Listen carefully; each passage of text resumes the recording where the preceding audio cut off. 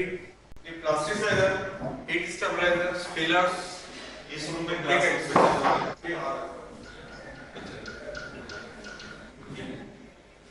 Clarity क्यों नहीं आ रहा? यहाँ लाइट थोड़ा सा कम दिख रहा है सर। हाँ वही कि लाइट तो पूरा मतलब पूरा चल रहा है।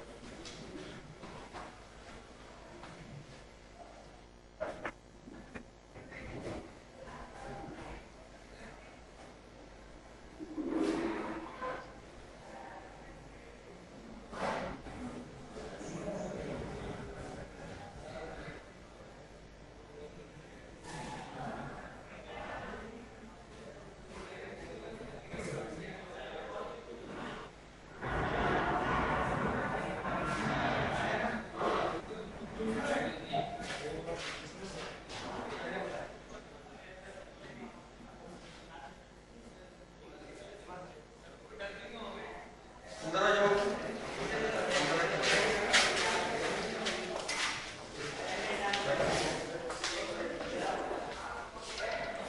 और लोग बोलो कितने लोग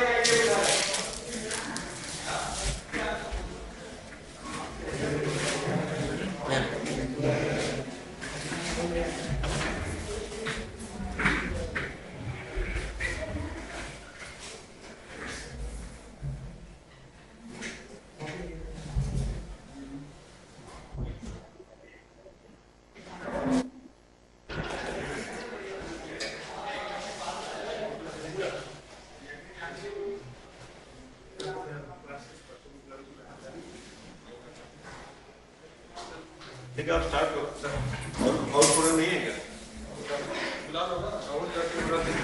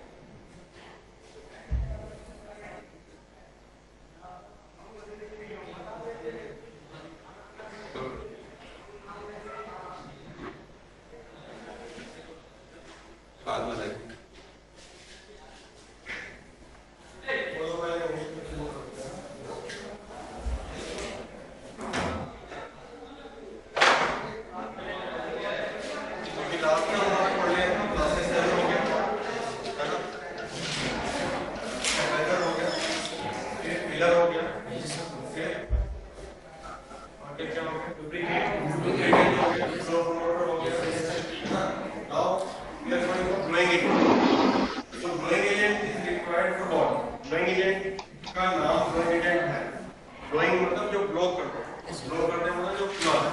इसकी रिक्वायरमेंट कहाँ होती है? क्या बनाने में होती है? हॉलो प्रोडक्ट या फोम सॉर्ट ऑफ मटेरियल। अगर फोम बनाना है तो उसको ब्लोइंग एजेंट करना पड़ेगा, या जिसकी डेंसिटी है उसको बनाना है, या जिसका सेलुलर स्ट्रक्चर लेके आना है, उस तरह के मटेरियल को हम लोग ब्लोइंग एजेंट में यूज करेंगे, ब्लोइंग एजेंट में डालेंगे। So blowing agent is basically a foaming agent. It is to produce the cellular structure of the plastic. Chemical blowing agent will be required to compose the gas. Basically, what it function, how it functions. Basically, it decomposes at the time of the processing temperature of plastic material and then release the gases. The gas will expand.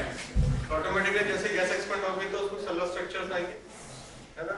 और cellular structure के कारण क्या हो जाएगा, वो जो product है आपको उस सेलुलर स्ट्रक्चर के बीच में गैस बन जाएगा।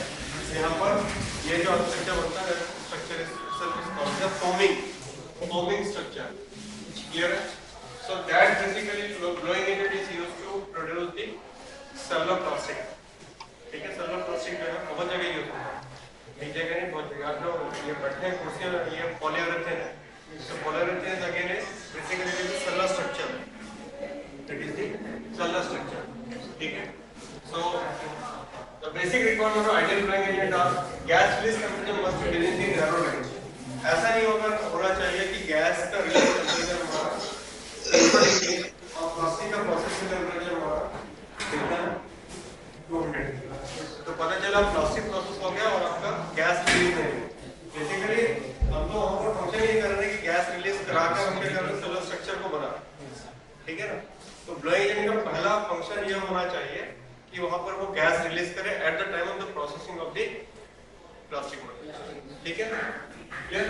Now gas release temperature must be controllable but rapid. अभी एक प्राइमरी जो शर्त होती है, प्राइमरी की शर्त होती है वो ये होती है कि यहाँ पर gas release rate must be controllable but rapid। मतलब ऐसा नहीं होना चाहिए कि वो इतना गैस रिलीज इतना फास्ट कर दे कि वो अनकंट्रोल होके एक्सप्लोड हो जाए। एक्सप्लोड हो जाए क्योंकि गैस रिलीज कहां पर करेंगे, विद इन दी बैरल, और उसके बाद जो कैविटी बना हुआ था गैस रिलीज होगा। अगर उसका इतना फास्ट गैस रिलीज हो गया तो इतनी ज्यादा गैस रिलीज होगी कि वहां पर ये अनकंट्रोल हो जाए और वहां पर एक्सप्लोजन की सिचुएशन बने लगे। इतना प्रेशर हो जाए, इतना भी नहीं होना चाहिए। ठीक है? It should be rapid. Rapid करना चाहिए मतलब फास्ट होना चाहिए। ऐसा नहीं है कि आपका मोल्डिंग हो गई, आपने प्रोडक्ट निकाल लिया, उसके बाद आपका गैस रिलीज हो रहा है। ठीक है? It should not be done like that. So it should be controllable but rapid. Both the condition should fulfil. Gas must not be corrosive. Corrosive मतलब जो करोजन ना दे।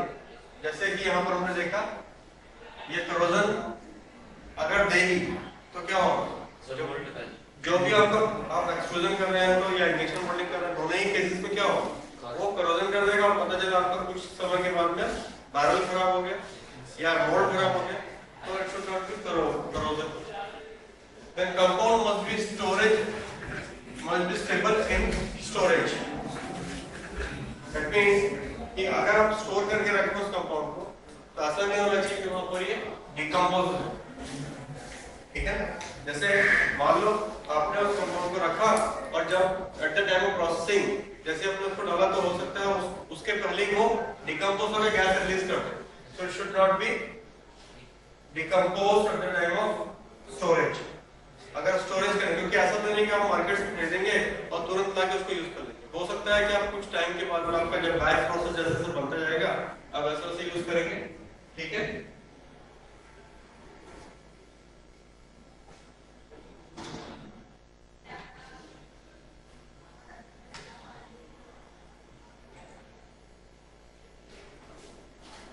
Residue should be colorless, non-staining and free unpleasant odor। ऐसा नहीं होना चाहिए gas आपकी release हुई उसका इतना गंदा बदबू या ऑर्डर आएगा कि आप उसको सहन नहीं कर सकते। तो प्रोडक्ट में भी वही ऑर्डर आएगा। और मार्केट अगर जाएंगे और आप अगर फोम फॉर एग्जांपल अगर फोम में खरीदने जाते हैं, there are various type of foams are available, है ना? जैसे बहुत सॉलिड फोम भी रहते हैं, बहुत सॉफ्ट फोम भी रहते हैं। कई फोम ऐसा होता है जिसको सूंघने पे एकदम तेज स्मेल आती है ना? कई फोम ऐसे होते हैं जिसमें स्मेल होती ही नहीं। कई फोम ऐसे होते हैं जो डार्क ब्राउन तक का कलर हो जाता है। कई फोम ऐसे होते हैं जो एकदम व्हाइट फोम आपको देखने को मिलेगी। तो ऐसा हमको फोमिंग एजेंट चाहिए जो कलरलेस हमको प्रोडक्ट दे, ओडरलेस दे, मतलब बदबू ना, कलर ना हो, बदबू ना हो। क्योंकि बदबू आएगी तो क्या होगा, वो जो बदबू है वो पूरी जगह पर हमेशा, हर जगह जहां जहां हम इसको यूज करेंगे हर जगह वहां पर लगेगी, है ना? इसीलिए आपको बदबू नहीं होना चाहिए। Compound and residue must be non toxic. एक और एक बड़ी जो रिक्वायरमेंट है पूरे ब्लोइंग एजेंट की, that should be non toxic in nature, that should be non toxic in nature. अब वो आफ्टर टॉप लाइट बल्ब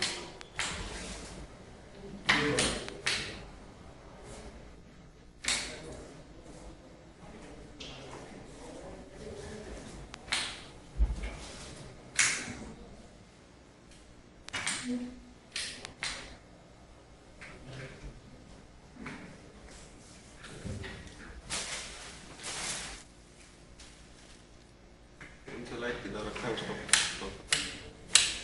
ये लो,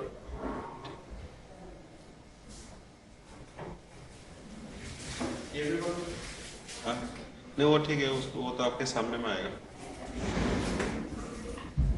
ठीक है आप करते रहो, सामने वाला मत करो।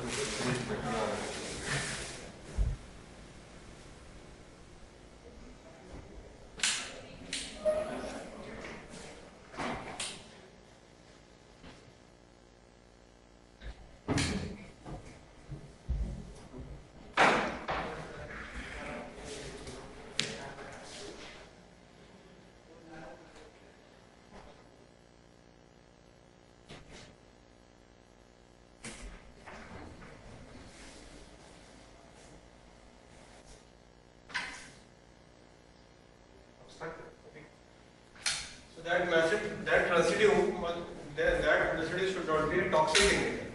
अगर टॉक्सिसिटी होगी तो क्या हो सकता है जब गैस रिलीज हो उस टाइम पर, या फिर जब हम यूज कर रहे हैं तब अगर टॉक्सिसिटी होगी तो उसका कोई बीच में हम कई बार हम हाथ लगाते हैं किसी चीज में, मतलब प्रोडक्ट को आप छू के देखोगे, वही हाथ आप लेके जाओगे, या आप जब बैठे हो बच्चा खेल रहा है, बच्चा भी हो सकता है वो मुंह में डाले, तो जो टॉक्सिसिटी है वो आपके अंदर भी है। इसीलिए टॉक्सिसिटी जो नॉन टॉक्सिक होना है पहला रिक्वायरमेंट तो उसका होता ही होता है ब्लोइंग एजेंट का, क्योंकि ब्लोइंग एजेंट जो आप हर जगह यूज करोगे, जैसे आप फोम बना रहे हो या गद्दा लेते हो या कुर्सी लेते हो, जो भी लेते हो हमेशा फोमिंग एजेंट तो लेते ही लेते हो, बिना फोमिंग एजेंट के आप गद्दे बना नहीं पाओगे, इसीलिए इसको नॉन टॉक्सिक होना चाहिए। So these are the some basic requirement of the blowing agent. अगर क्वेश्चन आता है कि what is the requirement of blowing agent, what should be the property of blowing agent, तो आपको लिखना पड़ेगा that should be non toxic in nature.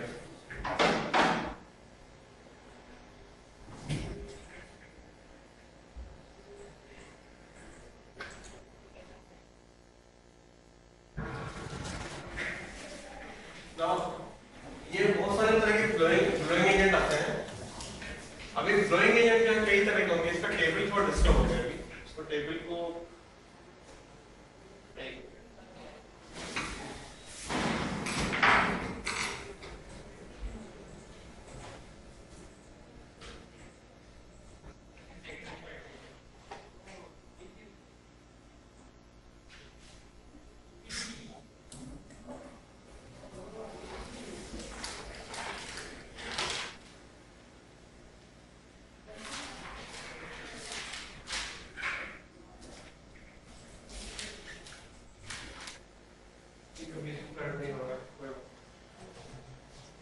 Blowing agent दो तरह के होते हैं, एक एक्सोथर्मिक ब्लोइंग एजेंट, एक होता है endothermic blowing agent.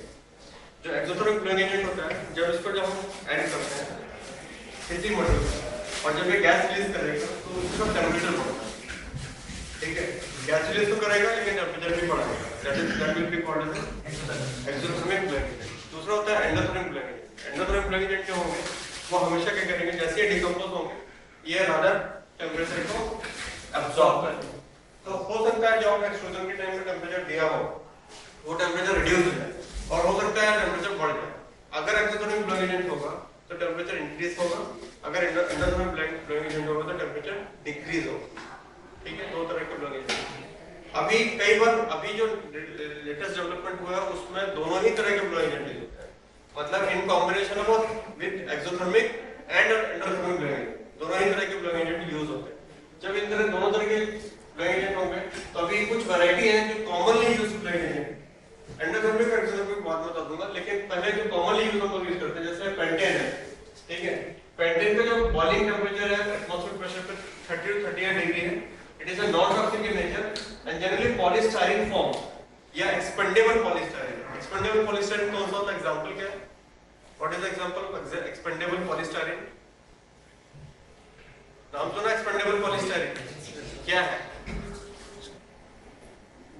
Expendable polystyrene क्या है? थर्मोकोल यूज किया है?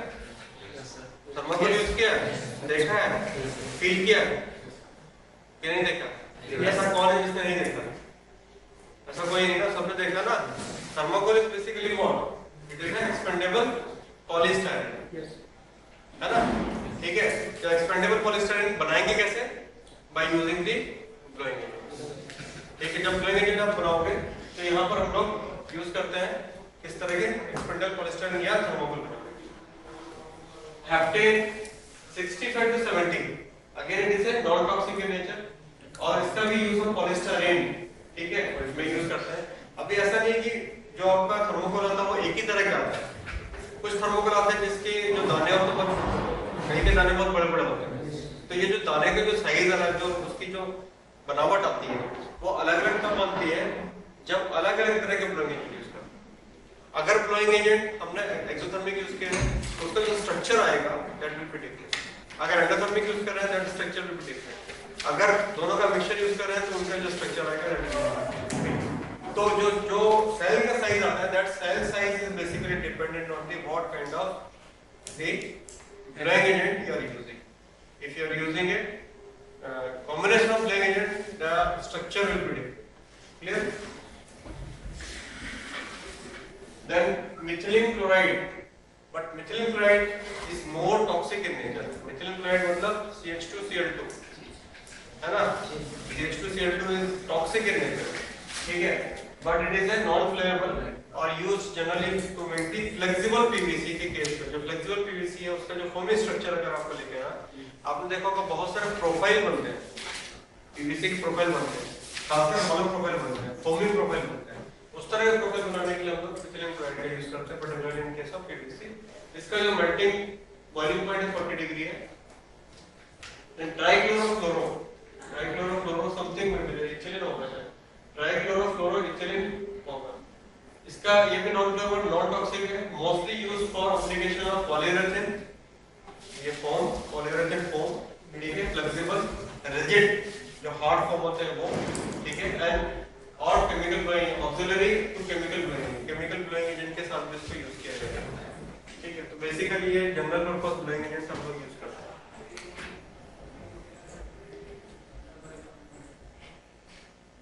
देन एजो डाई कार्बोलामाइड, ठीक है, एजोडाइकार्बोलामाइड, इसको हम शॉर्ट फॉर्म में बोलते हैं ADC, शॉर्ट फॉर्म में हम बोलते हैं ADC, ठीक है।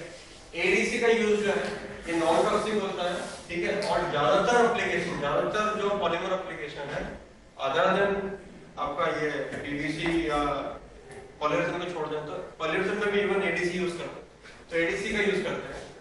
सिमिलरली फॉर एजोबिस ब्यूटाइलोनाइट्राइल, ठीक है, ये भी ये बट एजोबिस ब्यूटाइलोनाइट्राइल जैसे ये टॉक्सिक इन नेचर होता है, ठीक है, और इसका जो बॉइलिंग पॉइंट है, रेंज है, डिकम्पोजिशन रेंज है, ये सॉलिड है, basically they are all solid. इसका जो टेंपरेचर होता है डिकम्पोजिशन में 90 to 15 डिग्री होता है। सिमिलरली फॉर डिफरेंट थर्मोप्लास्टिक्स है जैसे नायलॉन है या पॉलीप्रोपिलीन है या दूसरे और कोई थर्मोप्लास्टिक है उनके लिए भी हम लोग यूज करते हैं। Para toluene sulfonyl semi carbazide, ठीक है, this is the we are using for इसके लिए नायलॉन PP के लिए, रीजन ये होता है नायलॉन पीपी का जो टेम्परेचर है, प्रोसेसिंग टेम्परेचर, वो ज्यादा है नायलॉन का। तो हमको यहाँ पर देखना पड़ेगा इसका डिकम्पोजिशन टेम्परेचर 210 से 270। अगर आप इस तरह के मॉडल को यूज करेंगे एलडीपी, तो क्या होगा, हो सकता है एलडीपी डिकम्पोज हो जाए इस टेम्परेचर तक, जो पहला रिक्वायरमेंट हमने बताया था ब्लोइंग एजेंट का, कि आपका प्रोसेसिंग टेम्परेचर के साथ मैच होना चाहिए। ऐसा नहीं हो कि ब्लोइंग एजेंट डिकम्पोज ही नहीं हुआ है और आपका थोड़ा प्लास्टिक डिकम्पोज मतलब प्रोसेस हो गया, और जब तक ये डिकम्पोज होगा तब तक वो उस तरह प्लास्टिक का डिकम्पोजिशन टेम्परेचर आ जाएगा। जैसे एलडीपी के केस में अगर आप फॉर एग्जांपल लेते हैं 270 पे उसका मेन डिकम्पोजिशन टेम्परेचर ही, एलडीपी को अगर प्रोसेस करते हैं कितना 162 कितना 220 डिग्री 230 डिग्री तक हम लोग मैक्सिमम कर लेते हैं, और 270 डिग्री 300 डिग्री तक लेके जाओगे तो क्या होगा, हो सकता है एलडीपी डिकम्पोज हो जाए। ठीक है, ऐसा नहीं होना चाहिए। इसीलिए हम लोग ये जो सिलेक्शन है, selection of the blowing agent is basically हम लोग यूज करते हैं किस बेसिस पे, इसका डिकम्पोजिशन टेम्परेचर को देखते हैं। सर एडीसी का डिकम्प्रेशन टेम्परेचर क्या होता है? एडीसी का डिकम्पोजिशन टेम्परेचर 160 टू 200 डिग्री। ठीक है, तो इसलिए ज्यादातर हम लोग यूज करते हैं। Basically ADC is non toxic in nature, that is the most benefit we are getting through ADC. ठीक है, but ADC is an exothermic blowing agent. ठीक है, ADC is basically is an exothermic blowing agent. Clear?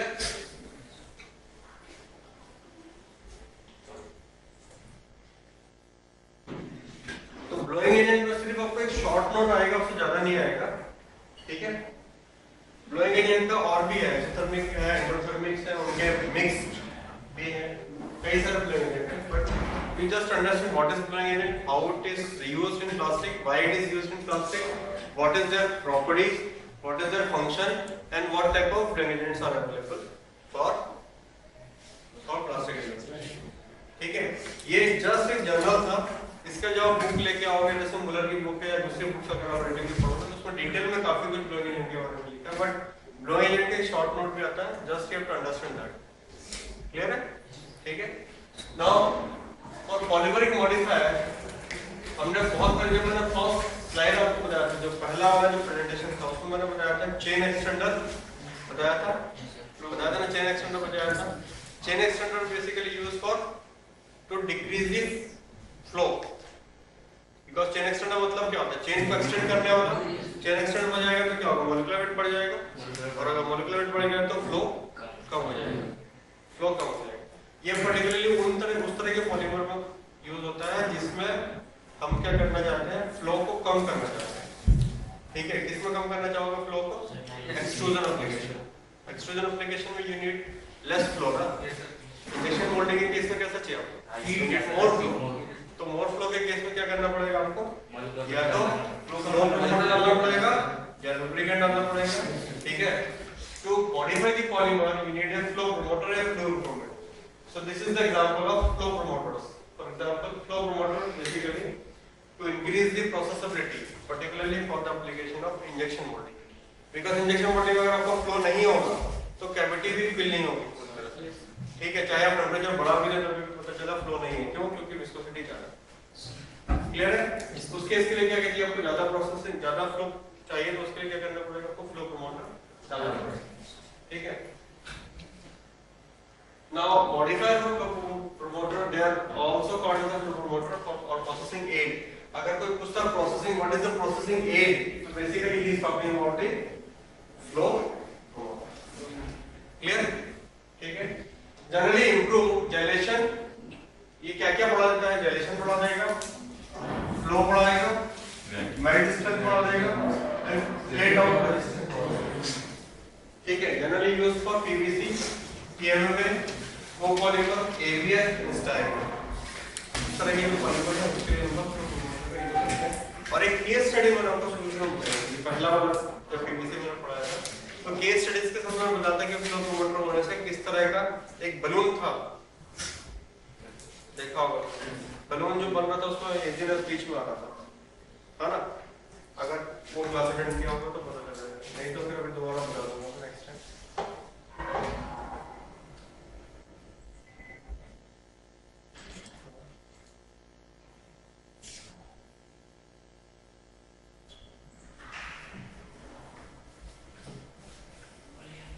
impact of low molecular weight polymer. EMMN copolymer, polyalpha methylstyrene or PMStyrene copolymer falls in this category. तो basically जो लो molecular wait polymers होते हैं इनके लिए ये इस कैटेगरी में होंगे। ये इनका बेसिकली कैरेक्टरिस्टिक्स क्या होगा, ये क्योंकि मोलेकुलर वेट कम है इसलिए मेल्ट विस्कोसिटी भी कम होगा, ऑब्वियसली बात है क्योंकि मोलेकुलर वेट कम है। जेल टाइम जो है इसमें रिड्यूस हो जाएगा, improve the homogeneity of the melt and improve the finishing gloss. अगर फ्लो रहेगा तो ग्लॉस भी रहेगा, इंप्रूवमेंट आएगा, ठीक है।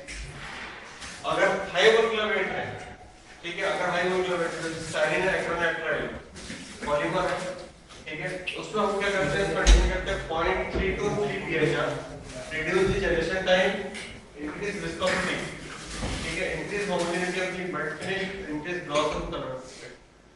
तो ये दो अलग अलग केस है जिसमें एक में लो मोलेकुलर वेट कंपाउंड है, एक में हाई मोलेकुलर वेट कंपाउंड। और जो केस स्टडीज होगी नेक्स्ट टाइम मैं इसको मॉडिफाई कर दूंगा, उन केस स्टडीज के साथ इसको कॉर्डिनेट कर देंगे, क्योंकि वो जो केस स्टडीज में फर्स्ट स्लाइड में जो फर्स्ट टाइम मैंने आपको पढ़ाया था, क्या वो कुर्सी ठीक नहीं है क्या? नहीं सर, हां सही है, टूटा टाटा तो नहीं? नहीं सर।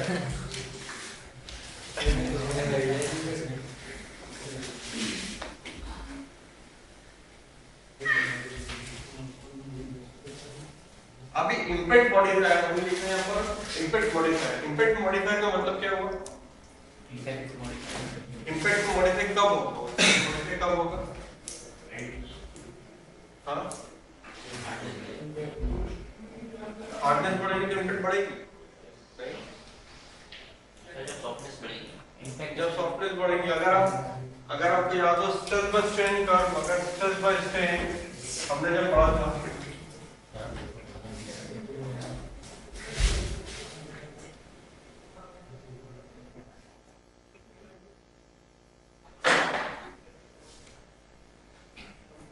ये आपका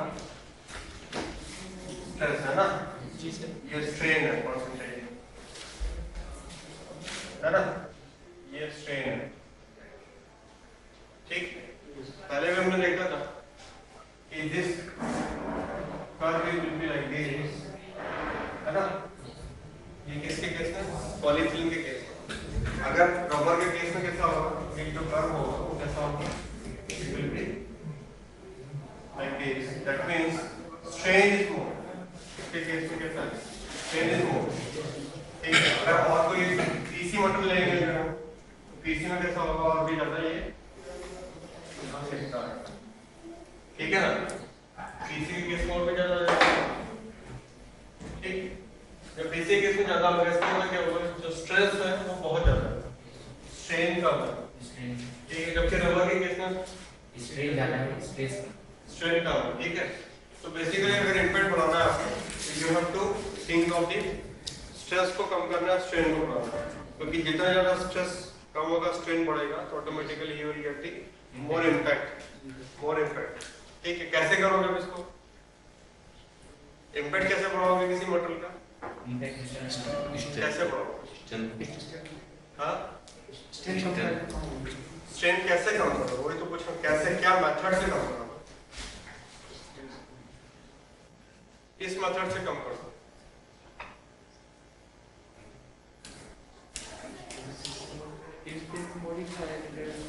इम्पैक्ट मॉडिफायर क्या बेसिकली क्या होता है और कैसे काम करता है? There are either two way, मैंने पहले ही बताया। हां, ब्लेंडिंग करो, किसी मटेरियल के साथ ब्लेंडिंग कर दोगे जिसका जो बहुत ज्यादा क्या है, डक्टाइल है, या जिसकी स्ट्रेन ज्यादा है, स्ट्रेस कम है, जैसे रबर मटेरियल है, पीडीएम है, या किसी भी तरह के मटेरियल के साथ अगर आप उसको ब्लेंड कर दोगे तो इसका इम्पैक्ट, जैसे मान लो फॉर एग्जांपल है नायलॉन को पीपी के साथ आपने ब्लेंड किया, ठीक है, या फॉर एग्जांपल पीपी को अगर आप ले लो, पीपी को अगर आपने पॉलीइथिलीन के साथ में ब्लेंड एक कोपॉलीमर बनाया, ठीक है। जब कोपॉलीमर बनाओगे तो ऑटोमेटिकली उसकी इम्पैक्ट बढ़ जाएगी, ठीक है। या इसका मतलब दो तरीके, या तो आप किसी के साथ ब्लेंड कर दो, पहला तरीका। दूसरा तरीका है या तो आप किसी के साथ क्या कर दो, उसका पॉलीमर को कोपॉलीमर, ठीक है। लेकिन ब्लेंडिंग के टाइम में हम ऐसा नहीं कि किसी को भी किसी के साथ ब्लेंड कर सकते हैं, we have to see the compatibility. ऐसा नहीं है कि नायलॉन को पीपी के साथ मिला दोगे तो वो किसी भी प्रोपोर्शन में कंपैटिबल है, नहीं। नायलॉन और पीपी दोनों के, क्योंकि एक पोलर है, nylon is polar in nature, PP is non polar in nature, तो दोनों की कंपैटिबिलिटी इशू आ जाएगी, दोनों कंपैटिबल नहीं होंगे, उसके लिए क्या करना पड़ेगा आपको, कंपैटिबलाइजर करना पड़ेगा, ठीक है।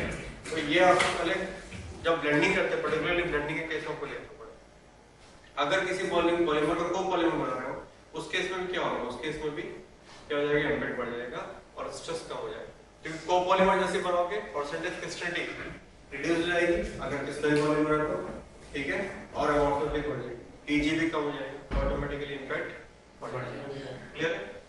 सो या तो आप क्या करो, किसी का ग्राफ्टिंग कर दो, किसी कोपॉलीमर, मतलब ग्राफ्टिंग का मतलब वो पॉलीमर बना दो।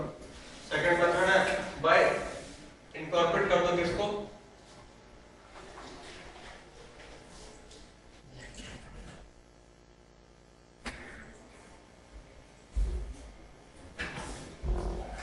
by consisting of graft copolymer, ये एक graft copolymer है,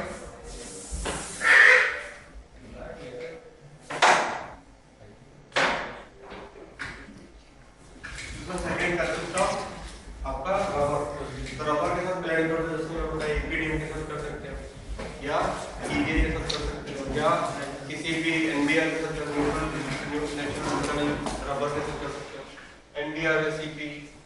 तो इस तरह के मॉडल को ब्लेंड कर देते तो ऑटोमेटिकली इम्पैक्ट प्रॉपर्टी बढ़ जाएगी। आप कितना परसेंटेज में करेंगे, it again depend on the application और परसेंटेज ऑफ इम्पैक्ट कितना आपको बढ़ाना है। तो ऐसा नहीं है कि आपने रबर के साथ ब्लेंडिंग कर दिया तो 50% दोनों कटा दिए, नहीं ऐसा नहीं, ठीक है। कितना लाओगे, it depend on application. In general 3 से 15 पीएचआर, पीएचआर क्या है, पार्ट्स पर 100, ठीक है, पार्ट्स पर 100 आप डाल सकते हो, ठीक है, डिपेंडिंग ऑन एप्लीकेशन। ऐसा नहीं कि ये हम रूल बन गया कि नहीं आपको 3 से 15 पीएचआर ही डालना है, ऐसा पॉसिबल नहीं है। आपको क्या करना पड़ेगा, पहले एप्लीकेशन देखना पड़ेगा, एप्लीकेशन के हिसाब से कितना इम्पैक्ट बढ़ाना है, दैट यू हैव टू सी, क्योंकि जहां इम्पैक्ट आपने बढ़ाया वहां पर दूसरा जो स्ट्रेस की प्रॉपर्टी, मॉडुलस की प्रॉपर्टी वो रिड्यूस हो जाएगी, ठीक है। तो ऐसा नहीं कि आप सिर्फ इम्पैक्ट बढ़ा रहे हो तो मॉडुलस वहां पर कम हो गया और आप बोलोगे कि नहीं हमने तो इम्पैक्ट बढ़ा दिया, तो जो रिक्वायरमेंट है उसके साथ मॉडुलस कम हो गया। इसीलिए you have to see that what is the optimum level to add those modifier in the phase point. So uses of impact modifiers restricted to 3 to 15 psi. It cannot be used indiscriminately, not only due to cost consideration but also tends to reduce the mechanical key mechanical properties such as hardness. अभी वही मैं बता रहा था कि दूसरी property भी आपको देखना पड़ेगा, जैसे हार्डनेस है। ऐसा नहीं हो कि हार्डनेस कम हो जाए, क्योंकि जितना आप डालते हो उतनी हार्डनेस कम होती जाएगी, ठीक है। टेंसाइल एंड फ्लेक्सुरल मॉडुलस भी कम हो जाएगा, टेंसाइल एंड फ्लेक्सुरल स्ट्रेंथ भी कम हो जाएगा, ठीक है, और सॉल्वेंट एंड केमिकल रेजिस्टेंस भी कम हो जाएगी, क्योंकि आपने पहले ही बता दिया कि हम अगर पॉलीमर क्रिस्टलाइन है और आपने यहाँ पर मॉडिफाई किया है किसी भी तरह से, चाहे आप कोपॉलीमर बनाए चाहे आप किसी के साथ ब्लेंडिंग करके बनाए, ऑब्वियसली बात है वहां पर आपका क्या कम हो जाएगा, इम्पैक्ट बढ़ेगा, लेकिन दूसरी प्रॉपर्टी रिड्यूस हो जाएगी और अमॉर्फोसिटी तो बढ़ेगी ही बढ़ेगी। अगर अमॉर्फस पॉलीमर बढ़ेंगे तो वो सॉल्वेंट रेजिस्टिविटी कम होगा। तो जो बेसिक डिफरेंस है क्रिस्टलाइन पॉलीमर का और जो अमॉर्फस पॉलीमर का, वो पूरा का पूरा आपको देखने को मिलेगा। मतलब अमॉर्फोसिटी बढ़ गई तो आपका इम्पैक्ट बढ़ जाएगा, स्ट्रेस कम हो जाएगा, मॉडुलस कम हो जाएगा, सॉल्वेंट रेजिस्टिविटी कम हो जाएगी, टीजी कम हो जाएगा। क्लियर है? So all those property you will see in reflection if these properties are coming. तो ये हार्डनेस, टेंसिल, मॉडुलस और बाकी का जो कॉस्ट है, that cost also have to see the cost also, ठीक है। तो ये सारी की सारी चीजें इम्पैक्ट मॉडिफायर के केस में एप्लीकेबल है। क्लियर है? अगर आपने ये अगर पेन उठाया है, ये भी दिख रहा है, अगर दूसरा पेन उठाओगे तो भी ये ग्रीन कलर ही देगा। इसको पहले सेंसिटिव वन है, सेकंड वाला सारी लाइट जो ऑन कर दीजिए। नहीं वो सर बंद करके देखने के लिए कह रही हूं, लाइट प्रॉपर आती नहीं। हां सर कूलर आपका चेहरा ब्लैक है। नहीं एक्चुअली वहां से फोकस सेट या दोनों पे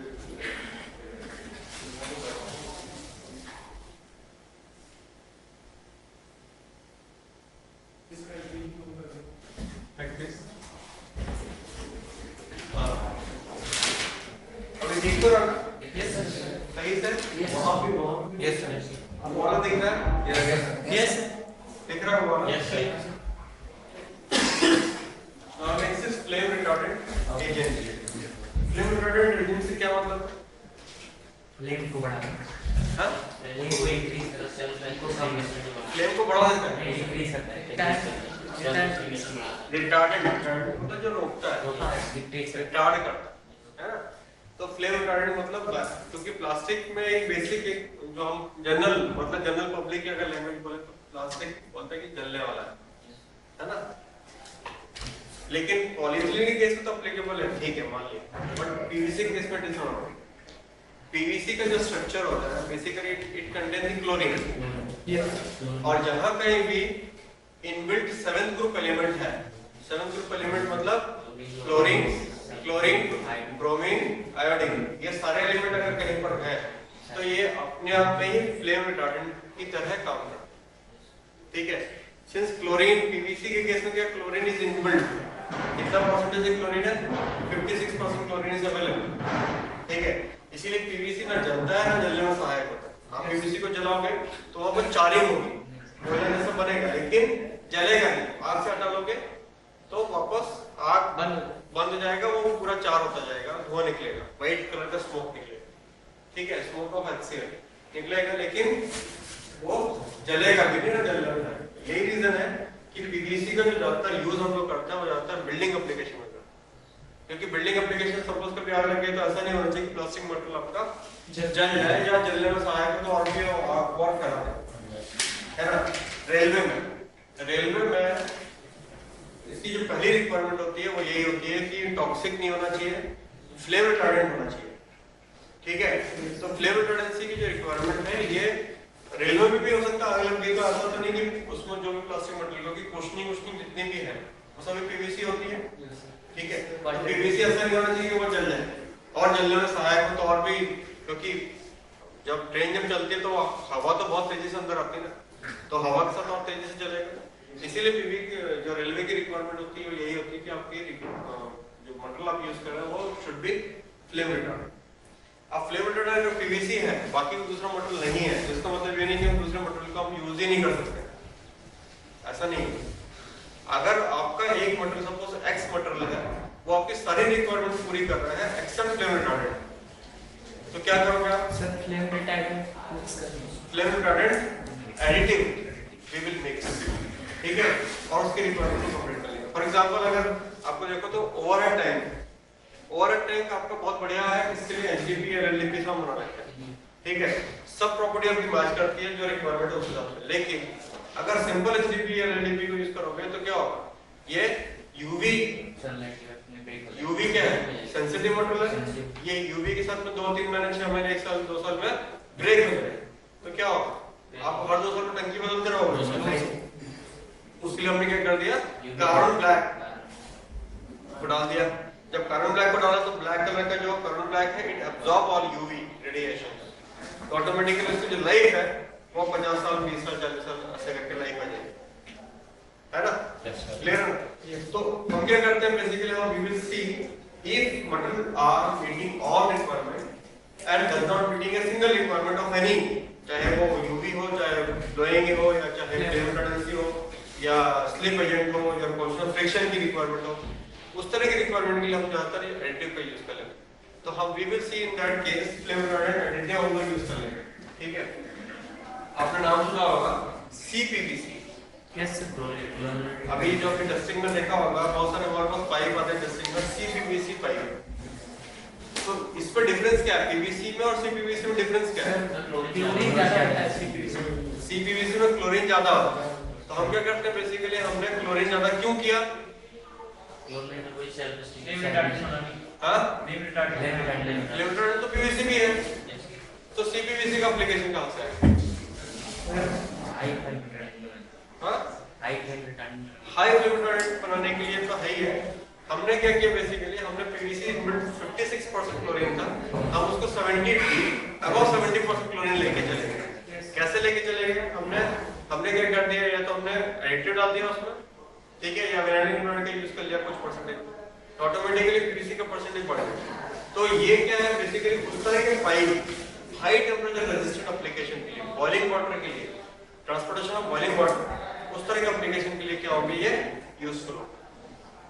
इन जनरल पीवीसी क्या होगा, अगर मान लो पीवीसी में जो हाई रेजिस्टेंस प्रॉपर्टी है वो उतनी नहीं होगी जितनी अच्छी सी पीवीसी होगी, तो परसेंटेज ऑफ क्लोरीन बढ़ा दोगे तो हाई टेम्परेचर रेजिस्टिविटी भी बढ़ गई, ठीक है।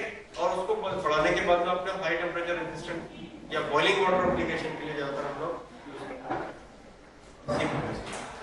ठीक है। Basically sir high temperature load कर सकते हैं। हाँ chlorine, because chlorine is base, PVC तो बनता ही पीवी, क्लोरीन तो रहता ही है उसमें 56%, बट अगर परसेंटेज क्लोरीन अगर आप बढ़ा दो तो उसकी जो प्रॉपर्टी है, कौन सी प्रॉपर्टी,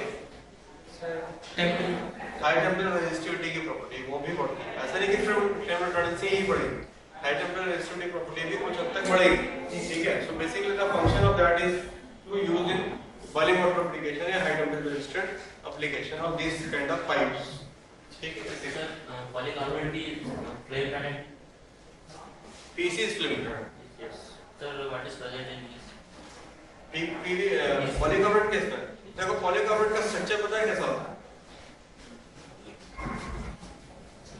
नहीं मालूम। पॉलीकार्बोनेट का स्ट्रक्चर अगर आप देखो तो इट इज दी, बनता है कैसे पता है, ये बनता है बिस्फेनॉल ए, बिस्फेनॉल ए की फॉस्फोनेशन से, ठीक है। बिस्फेनॉल ए का मतलब, बिस का मतलब दो, फिनॉल, तो दो फिनॉल और ए का ए स्टैंड फॉर एसीटोन, एसीटोन, तो एसीटोन और दो फिनॉल मिलके बिस्फेनॉल ए बनते हैं, ठीक है। तो जब ये बिस्फेनॉल ए जो है it is a flame retardant in nature, bisphenol A is flame retardant in nature, ठीक है। और जब इसका फॉस्फोनेशन कर देते हैं हमारा बन जाता है पॉलीकार्बोनेट, इसीलिए पीसी जो है फ्लेम रिटार्डेंट मटेरियल के तौर पर हम यूज करते हैं। इसलिए देखा होगा कि ज्यादातर स्ट्रक्चरल एप्लीकेशन में हम लोग पीसी का यूज करते हैं, ठीक है, ज्यादातर स्ट्रक्चरल एप्लीकेशन पीसी का यूज। तो अभी मैंने बताया था 7 ग्रुप एलिमेंट, चाहे वो क्लोरीन हो, ब्रोमीन हो, आयोडीन हो, इन सभी का यूज हम लोग इसमें कर सकते हैं एज अ फ्लेम रिटार्डेंट। तो chlorinated flame retardant, chlorinated paraffin oil 20% chlorine, ठीक है, इसमें, या ब्रोमिनेटेड, ठीक है। तो brominated is much better than chlorinated, but toxic बहुत ज्यादा है ब्रोमिनेटेड। तो ब्रोमोल थैलेट का यूज हम लोग करते हैं, यूज करते हैं।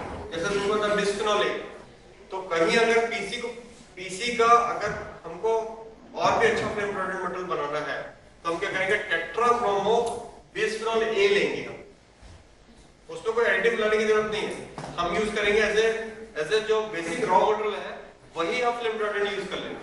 तो हम क्या करेंगे, टेट्राब्रोमो बिस्फेनॉल ए का यूज कर लेंगे पीसी बनाने के लिए, ठीक है। तो इतना हाईली इन्फ्लेमेबल हो जाएगा वो कि आपको किसी और एडिटिव बनाने की जरूरत नहीं उस केस में, ठीक है।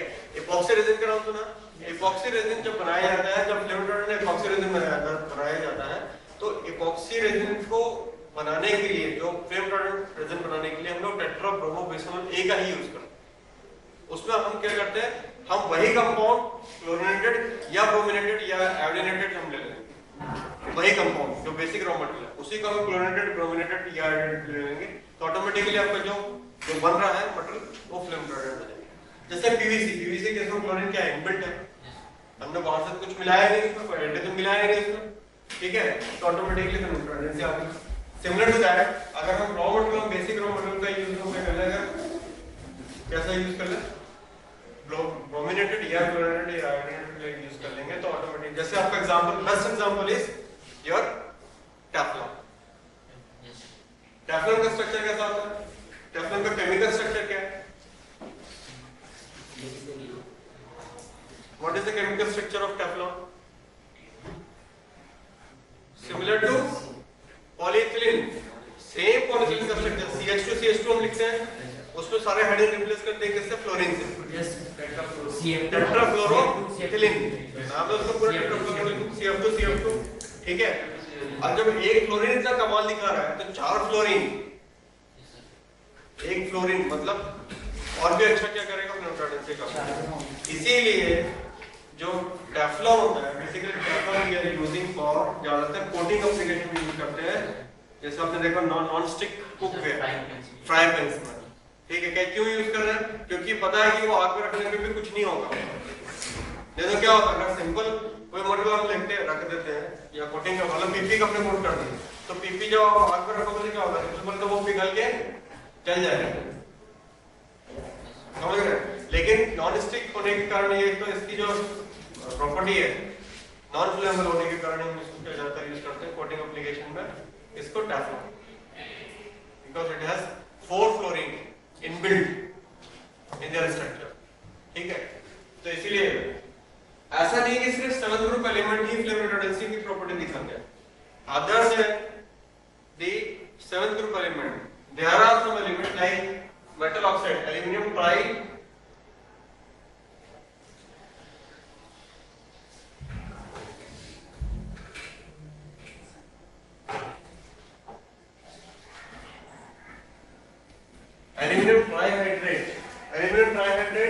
zinc borate, ठीक है, antimony trioxide and most common metal oxide used in PVC as a filter. तो एल्यूमिनियम हो गया, जिंक बोरेट हो गया, एंटीमनी ट्राइऑक्साइड, ये सारे भी कैसे यूज करते हैं एज फ्लेम रिटार्डेंट, ठीक है। ये तो हो गया metal oxide. Other than that also we are using some phosphorus as a flame retardant.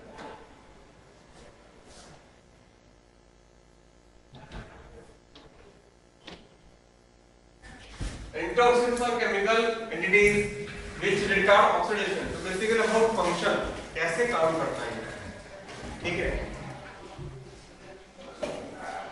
तो देखो ये जो भी एंटीऑक्सीडेंट्स होते हैं या जितने भी अभी समझ तो क्लियर हो गया। Yes sir. नाउ एंटीऑक्सीडेंट्स का यूज क्यों करते हैं, कहाँ करते हैं, एंटीऑक्सीडेंट्स का यूज कहाँ करते हैं और क्यों करते हैं? ऑक्सीडेशन को रोकने के लिए। कहाँ ऑक्सीडेशन होता है?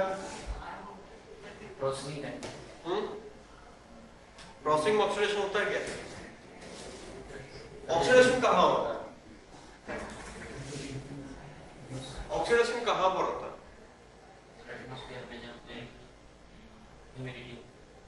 जहाँ पे ह्यूमिडिटी हो वहाँ ऑक्सीडेशन हो जाएगा, ठीक है। और बताओ और कहाँ ऑक्सीडेशन होता है? हाई टेम्परेचर ऑक्सीडेशन होता है। एग्जांपल बता दो, चलो एक एग्जांपल बताओ।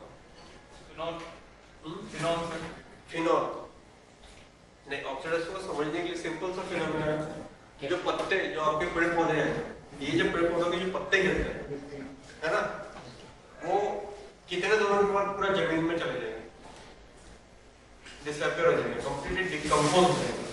समथिंग 2 months, 2 से 3 months नहीं, 6 months.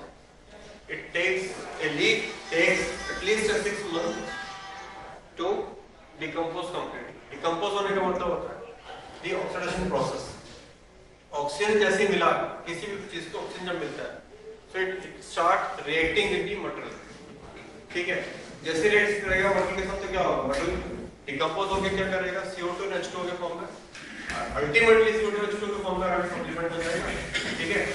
और वहां पर ये डिकम्पोज होगा। फॉर एग्जांपल अगर हम देखो, बहुत बेसिक एग्जांपल बता रहा हूँ, जैसे आप चिप्स लेते हो मार्केट का, सिंपल चिप्स, नॉट लेस, ठीक है, ठीक है। तो उसमें क्या होगा, ऑक्सीजन जब चला जाएगा तो क्या होगा, अंदर के जो ऑयल है वो ऑक्सीडाइज हो जाएगा, और जब आप खाओगे उसको तो ऑयल की एक बड़ी गंदी सी स्मेल है ना, जिसको हम लोग हिंदी में बोलते हैं तिलाइनी स्मेल आती है ना।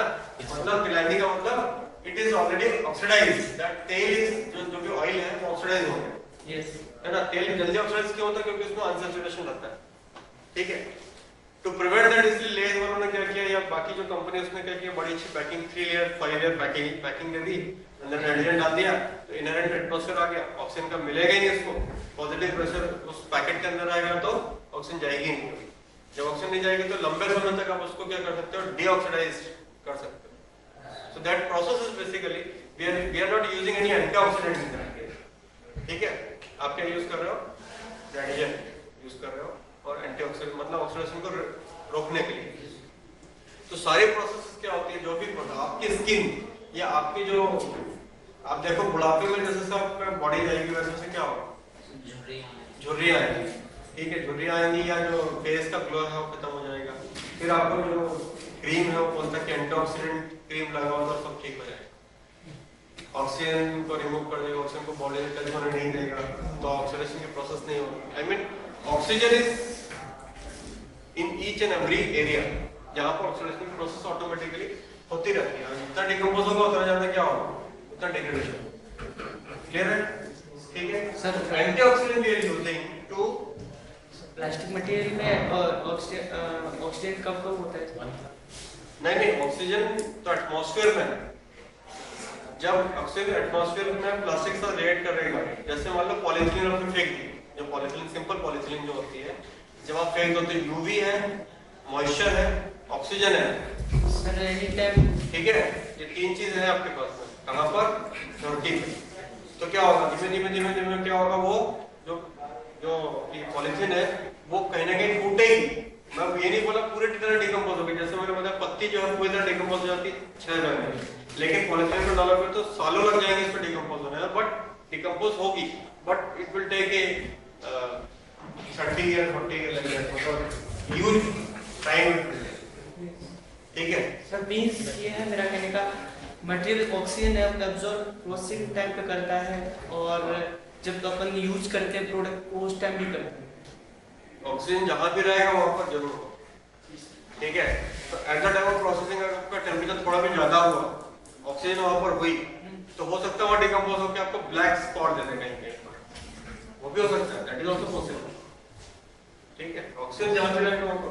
तो antioxidant generally we add, particular antioxidant की रिक्वायरमेंट होती है जब आप रिसाइक्लिंग करते हैं। जब आप रिसाइक्लिंग करते हैं तो basically what we add, recycling additive क्या डालते हैं? Basically we add antioxidants. Example मैंने बताया था, जो पहला वाला स्लाइड पढ़ाया था उसमें पढ़ाया था एरिगेनॉक्स, बताया था ना। Irganox basically is a C1 product but it is a antioxidant. It is antioxidant. Clear? Antioxidant chemically it is with regard the oxidation process. तो बेसिकली ये ऑक्सीडेशन प्रोसेस को रोक देता है और एजिंग मतलब इसकी एज को बढ़ाता है, पॉलीमर की एज को बढ़ाता है। Antioxidants are generally used in PVC compound but high temperature cables and bottles. High temperature cables and bottles के लिए ज्यादातर हम लोग यूज करते हैं, which are subjected to high temperature and light. जहाँ कहीं मैंने बताया था लाइट होगी, मॉइस्चर होगा, ऑक्सीजन होगा, ठीक है, वहां पर क्या कर लेगा ये ऑक्सीडेशन की प्रोसेस फास्ट होगी। ठीक है, एग्जांपल्स हैं bisphenol A, hindered amine. Hindered amines are mostly used as antioxidants. ठीक है, hindered amines are generally mostly used for antioxidant। इसको हाल्स बोलते हैं, हाल्स के नाम से होता है। ठीक है, इसके साथ में अमाइन कंपाउंड तो यूज होते हैं, साथ में फिनोलिक कंपाउंड भी यूज होते हैं। जितने भी फिनॉल्स होते हैं they are all used as antioxidants. ठीक है, फिनॉल्स। ठीक है, तो फिनॉल्स का यूज इसलिए भी ज्यादा होता है, जैसे देखो अभी एग्जांपल बिस्फेनॉल ए, ये तुमको मैं बता रहा हूं, ये बिस्फेनॉल ए, इसमें फिनॉल है, कोई बात है ना फिनॉल। तो फिनॉल बेसिकली इनको इसको ज्यादा टाइम क्यों लगता है डिग्रेड होने में, ऑक्सीडाइज होने में? क्योंकि बिकॉज ऑफ द स्ट्रक्चर में बेसिकली क्या है, बेंजीन रिंग है। Benzene ring easily not decompose, generally जल्दी आसानी से डिकम्पोज नहीं होती है, या बल्कि वो उस ऑक्सीडेशन को रोकती है।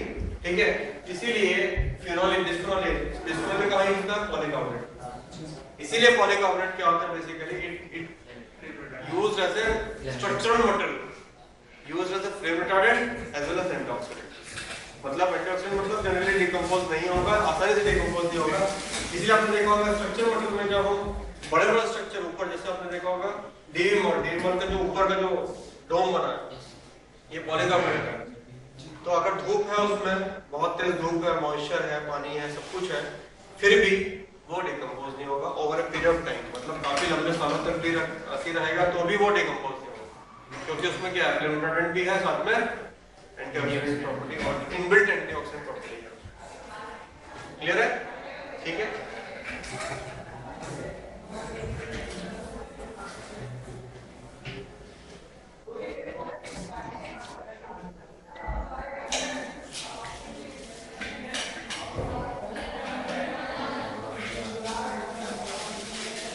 next is light stabilizers.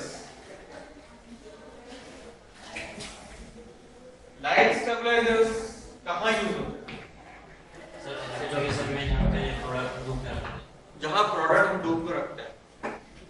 Product जब धूप में रखेंगे तो यूवी का जो रेंज है जो आपको सनरेज से मिल रहा है उसका रेंज कितना होता है पता है? नहीं 320 नहीं होता, 292 नहीं 420 नहीं है, 292 अराउंड 600 तक होता है, ठीक है, अराउंड 600 तक, ठीक है।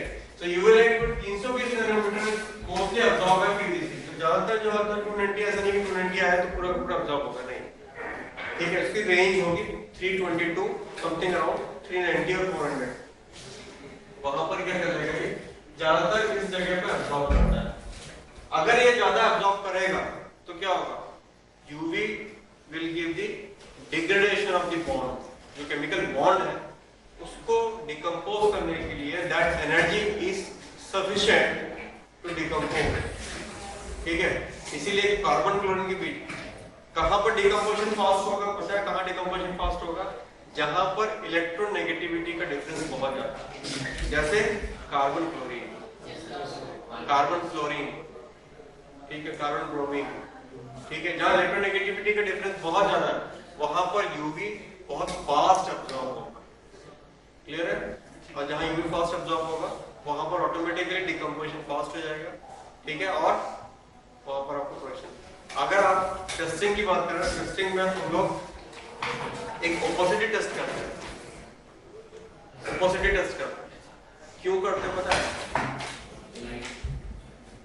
लाइट अब्सॉर्ब करते हैं, ट्रांसमिट हो रही कि नहीं हो रही, उसके दो रीजन है। एक तो पीवीसी पाइप के अंदर से पानी आ रहा है, अगर लाइट आएगी तो क्या होगा, लाइट के कारण क्या होगा, अंदर जो पानी है उसके साथ बैक्टीरिया ग्रो करने लगेंगे, क्योंकि बैक्टीरिया ग्रो करने के लिए उसको लाइट की रिक्वायरमेंट होगी। अगर उसमें से पास हो रहा है तो क्या होगा, लाइट के कारण से बैक्टीरिया ग्रो हो जाएगा, पहला एक रीजन वो भी है। दूसरा एक रीजन ये भी है कि उस पर्टिकुलर वेवलेंथ पे अगर लाइट पास हो रहा है वहां पर उस तरह के मटेरियल के डिकम्पोज होने के या डिग्रेड होने के चांसेस ज्यादा है। तो अगर आप ओपेसिटी टेस्टर देखेंगे तो ओपेसिटी टेस्टर का जो रेंज है, जो बल्ब का रेंज है, वो बल्ब का रेंज भी उसी रेंज में आता है। जो बल्ब का रेंज अगर आप देखोगे तो इट इज कमिंग अराउंड 522 नहीं 410 से लेके कुछ 520 तक की रेंज का है नैनोमीटर, ठीक है। उस रेंज का हम लोग लाइट को सुंदर दे रहे हैं। Now where is given some environment, उनका कहना है कि शायद उस रेंज पे बैक्टीरिया ग्रोथ होने के चांस ज्यादा नहीं, इसलिए 510 से 540 के बीच में ही लाइट अब्सॉर्ब करेगा, ठीक है। तो उस तरह के एप्लीकेशन हो जाएगा। नाउ 300 की side is most absorb by the PVC, prolong the UV times and break the chlorine carbon chlorine bond and yellowness, पता कैसे चलेगा कि ब्रेक हो रहा है, वो जैसे जैसे ब्रेक हो जाएगा उतना येलोनेस बढ़ता जाएगा, पीलापन बढ़ता जाएगा, ठीक है। तो पता चल जाएगा PVC does not have efficient dissipating mechanism but tends to break। इस जगह पे क्यों ब्रेक हो जाएगा? Stabilizers are generally organic compound having one more chromophore and excellent energy dissipating mechanism। जितने भी स्टेबलाइजर आप यूज करते हैं डालते हैं, basically it has a chromophores. Chromophores is a one chemical phenomena. Chromophore basically उन ग्रुप को कहा जाता है, उन ग्रुप्स को कहा जाता है जो उस पर्टिकुलर वेवलेंथ की लाइट का अब्सॉर्ब करते हैं। जैसे मैंने बताया 320 से लेके अगर 490 तक की वेवलेंथ को अगर आप अब्सॉर्ब कर पा रहा है कोई chemical, so that chemical is called as a chromophore। There are different chromophores are there, but basically they are called as a chromophore। They are called as a chromophore। तो chromophore basically mechanism से क्या कर लेगा, उस light को absorb कर लेगा और उसको डिसिपेट होने नहीं देगा, ठीक है। तो टाइप ऑफ स्टेबलाइजर पिगमेंट हो सकता है, यूवी होता है, क्वेंचर हो सकता है। क्वेंचर मतलब तुरंत एब्सॉर्ब करके खत्म कर देगा, क्वेंच करके। यूवी एब्सॉर्बर यूवी का एब्सॉर्ब करेगा। पिगमेंट होगा तो क्या करेगा, उस पिगमेंट जो पिगमेंट है, कलर है, कलर भी कैसे दिखता है पता है ना? How you are able to see the colours, पता है? कलर का ऑब्जर्व कैसे, कलर कैसे दिखता है, कलर कैसे देखते हो? जैसे ये नीला कलर है, लाल कलर है, कैसे देखते हो? It is the wavelength. जो लाइट का कलर है वो again it absorb particular wavelength and emit other wavelength, ठीक है। जब एब्सॉर्ब जो वेवलेंथ करेगा उस वेवलेंथ की लाइट उस कलर को दिखाएगी। तो वेवगिवन के हिसाब से अलग अलग वेवलेंथ अलग अलग लाइट के लिए अलग अलग कलर के लिए रिस्पॉन्सिबल होता है। जैसे अगर आपको ब्लू कलर दिख रहा है, that blue colour is absorbing that particular wavelength of light and other wavelength is transmitting, इसीलिए आपको दिख रहा है। तो बेसिकली पिगमेंट का मतलब क्या कर लिया हमने, एक ऐसा मटेरियल हमने उसमें डाल दिया जो उस पर्टिकुलर वेवलेंथ को क्या कर लेगा, अब्सॉर्ब कर लेगा। ठीक है, that is called pigment. Absorb nuclide or screen them. Example है carbon black and titanium dioxide. They are all called as a pigment. They are called as a pigment. ठीक है, titanium dioxide. UV absorber क्या करेगा, basically absorb the UV light. Example है benzophenol, benzotriazole. ठीक है, benzophenols and benzotriazoles are examples of UV absorber. And quenchers क्या कर लेगा, एकदम तुरंत ही लाइट को एक जगह पे उसको क्या कर लेगा, अब्सॉर्ब करेगा और उसको कहीं कर लेगा। That is called quencher. Hindered amine जो होते हैं ये they are all known as quenchers, they are all known as quenchers. Clear है?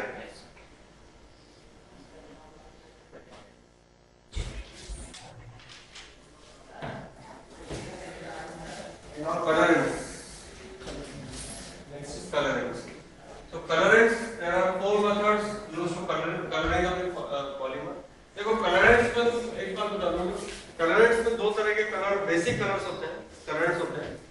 एक होता है inorganic nature का, ठीक है, जिनको हम पिगमेंट भी बोलते हैं, that is called inorganic nature, that is called pigment also, ठीक है। Second is organic in nature, that is called dyes, ठीक है। दो तरह के हो सकते हैं, या dyes हो सकती है या पिगमेंट। डाइज और पिगमेंट का बेसिक डिफरेंस है, dyes are organic in nature, pigments are inorganic in nature. तो जो कार्बन ब्लैक है या टाइटेनियम डाइऑक्साइड है, they are all called as a pigment, they are all called as a pigment. ठीक है, basic colour मतलब colour तो आप कैसे भी ले सकते हो। कलर अगर आप ब्लू कलर आपको चाहिए तो आप ऑर्गेनिक मटेरियल को यूज करके भी ला सकते हो, इनऑर्गेनिक मटेरियल को भी यूज करके ला सकते हो, दोनों ही तरह से ला सकते हो। लेकिन ऑर्गेनिक मटेरियल अगर आपने यूज किया है तो कहलाएगा डाई, ठीक है। अगर इनऑर्गेनिक मटेरियल यूज किया तो कहलाएगा पिगमेंट। क्लियर है, समझ आया? ठीक है। कई बार देखो मैं क्यों ऐसा बता रहा हूँ, क्योंकि कई बार जैसे एग्जांपल आपको बताऊं, टेस्टिंग का एग्जांपल बताता हूँ। एचडीपी के केस में हम लोग HDP is polythene is UV sensitive material, तो हम लोग क्या करते हैं, यूवी स्टेबलाइजर डालते हैं। यूवी स्टेबलाइजर के तौर पे पिगमेंट यूज करते हैं, that is pigment is carbon black pigment, है ना। अब कार्बन ब्लैक जो डाला जाता है, कई बार क्या करते हैं, carbon black is absorbing particular wavelength, this particular wavelength, and it is used as a pigment, not as a dye. अगर डाई यूज करेंगे, जो कपड़े कराने के लिए जाते हो, कपड़े जो कलर कराने जाते हो ना, मान लो आपको ये कलर, ये शर्ट मुझे ब्लैक कलर की करानी है, तो मैं क्या करूंगा, मैं डाई वाले के पास जाऊंगा। डाई जो कलर यूज करेगा basically they are organic in nature, ठीक है, उसकी प्रॉपर्टी अलग होगी, दूसरी होगी। तो क्या होगा, अभी अगर वो एचडीपी पाई वाले ने उसको डाई यूज किया, पिगमेंट की जगह डाई यूज कर लिया, तो कलर तो ब्लैक आएगा, लेकिन वो यूवी अब्सॉर्बर नहीं होगा।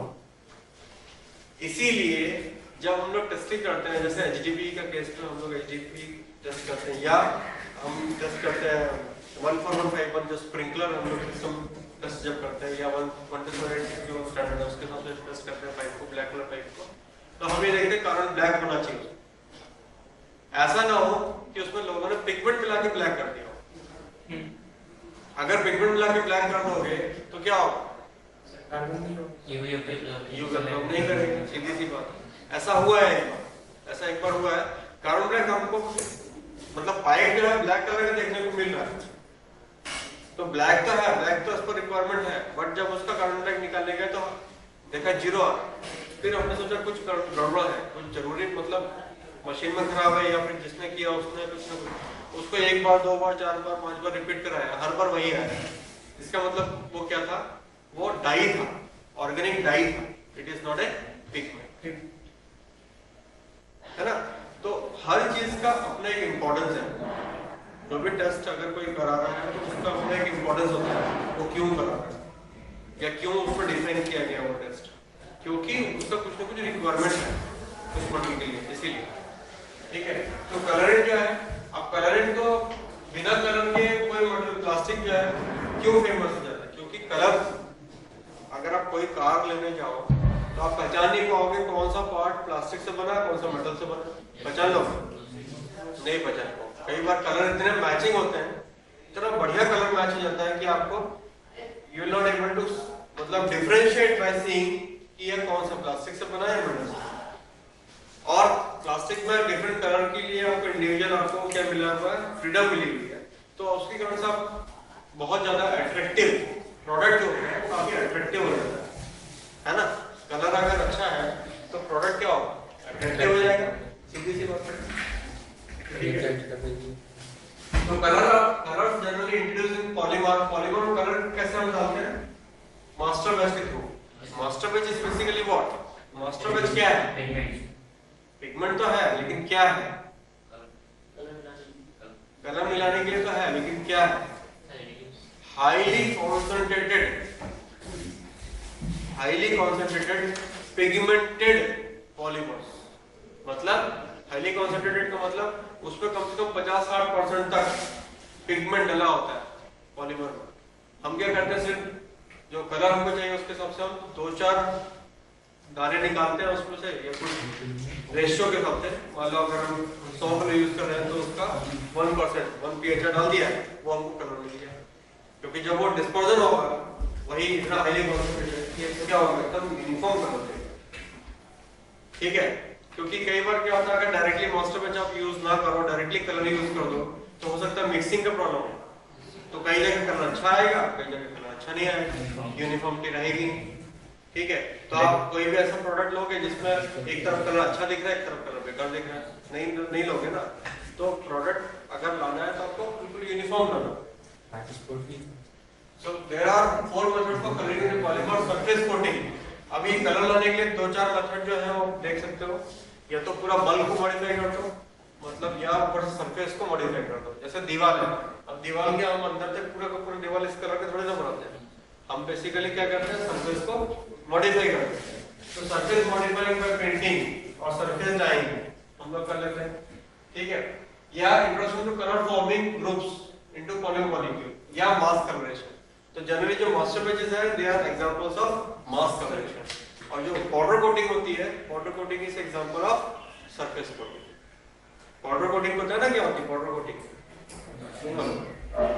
पाउडर कोटिंग का नाम सुना? पाउडर कोटिंग का नाम नहीं सुना? पाउडर कोटिंग इज बेसिकली, जैसे आप देखो ये जो ये लगा है वैनिशिंग बैंड लगा हुआ है, ये वैनिशिंग बैंड लगा है, जो ऊपर जो कलर है जो उसका एल्यूमिनियम का, वो सिंपल एल्यूमिनियम कलर नहीं है, वो क्या है, एक कौन सा कलर है? आइवरी कलर है ना? आइवरी कलर का चीज है ना? वो कैसे लेके आए होंगे? क्या पेंट किया है क्या उसके ऊपर? नहीं, उसमें क्या किया आपने? थर्मोसेट मटेरियल होता है इपॉक्सी या प्योर पॉलिएस्टर, उसको हम क्या करते हैं, कोट कर देते हैं और उसको हाई टेम्परेचर पर रख के उसको क्योर करते हैं। तो आपको क्या मिल जाता है? ये सरफेस कोटेड। जब गाड़ी खरीदने जब जाते हो तो जो भी गाड़ी आप लेते हो वो सारे क्या होता है? पाउडर कोटेड होता है। ठीक है, सिंपल ब्रश में आप करोगे तो क्या होगा?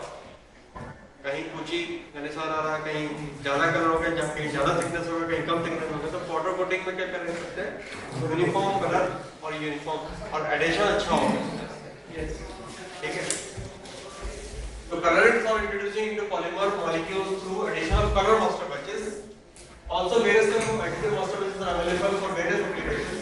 Generally used to impart the color of the polymer material and to its end product can be added before polymerization or before processing. तो generally before polymerization तो बहुत ही rare यूज करते हैं, नहीं के बराबर। ज्यादातर before processing हम लोग ये क्या करते हैं, कलर मास्टर बैच को ऐड कर देते हैं तो ऑटोमेटिकली कलर मिल जाएगा। So कलर मास्टर बैच जो अच्छा डाई हम लोग क्यों नहीं यूज करते, पिगमेंट क्यों यूज करते हैं? Why we are not using dye? Why we are not using organic होती है, ऑर्गेनिक होती है, एक रीजन है, सही है, लेकिन ऑर्गेनिक होने का कारण हो सकता है कि they are all low molecular weight compound. Polymer is high molecular weight compound, but organic जो है वो भी ऑर्गेनिक है polymer, but these dyes are low molecular weight compound. हो सकता है उसके पॉलीमर की प्रोसेसिंग टेंपरेचर पे वो डिग्रेड हो जाए, हो सकता है वो डिग्रेड हो जाए, इसीलिए ज्यादातर पिगमेंट का यूज किया है। इसके ज्यादातर पिगमेंट के लिए। तो high heat resistance, high shear resistance should not interfere the collimation, should not affect the color property। ठीक है, ये आपका कर देंगे। ठीक है, तो कलरेंस के बारे में क्लियर हुआ, कुछ कॉन्सेप्ट क्लियर हुआ, समझ आया? कलर को कैसे मैच करते पता है? यस यस कैसे मैच कैसे करते कलर को?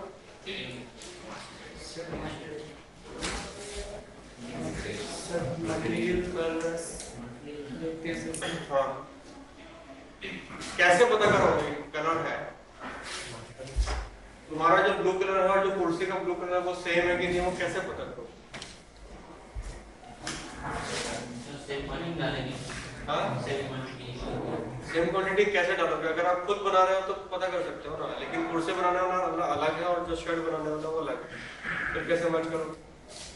देख के कितना देख पाओगे कलर तुम्हारे दोनों का कलर सेम है? नहीं सर, तुम्हारे सबके जो अक्रिलिक में सबके कलर सेम है?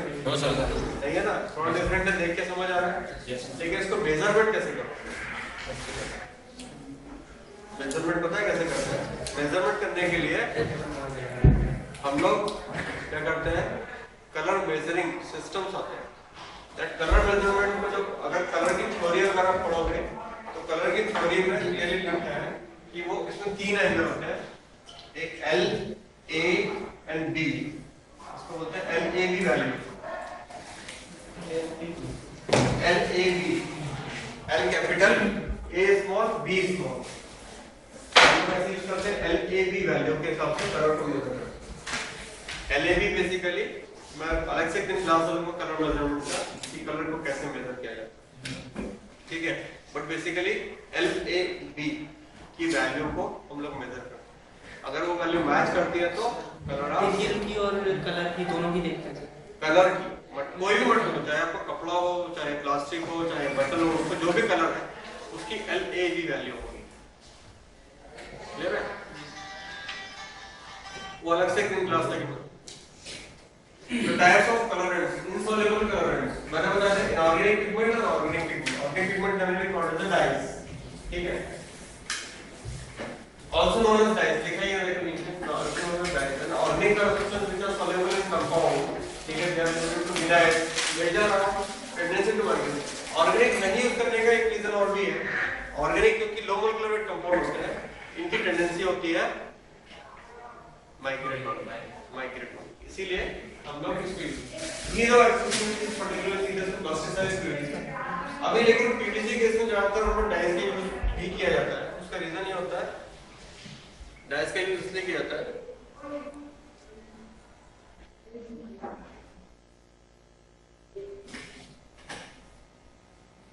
क्योंकि डाइस है पीवीसी में जो प्लास्टिसाइजर यूज करते हैं, plasticizers are also low molecular weight. उसमें क्या होता है, सॉलिबिलिटी।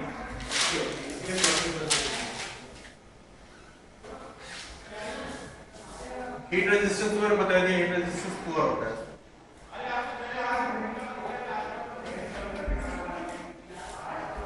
इनऑर्गेनिक पिगमेंट्स में they are having the high heat resistance, ठीक है, excellent heat resistance, low cost, costing भी ऑर्गेनिक की तुलना में कम है, हाई ओपेसिटी मतलब एब्जॉर्ब मोर यूवी, ठीक है, और एक्सेसिव माइग्रेशन की प्रॉब्लम नहीं है, और प्रोसेसिंग टाइम में ब्लीडिंग और ब्लूइंग की प्रॉब्लम भी नहीं है, ठीक है।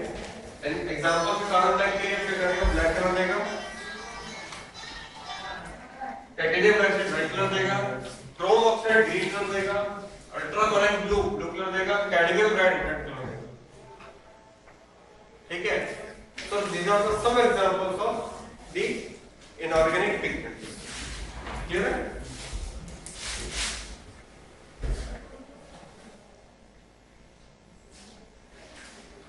Organic pigments में examples है aniline black, which gives the black color, thiocyanine green, which gives the green color. नहीं अभी तो यहाँ क्यों नहीं बटे? आपको क्यों नहीं है? बाकी लोग तो वहाँ एक रिजर्व ही बना बुला लिया था, बाकी लोग वहाँ क्या वहाँ से नहीं ले रहा, नहीं ले रहा। करता हूँ सामान लैपटॉप वगैरह रखा तो समय Halogen green is a green color. Endothelin blue, which gives the blue color.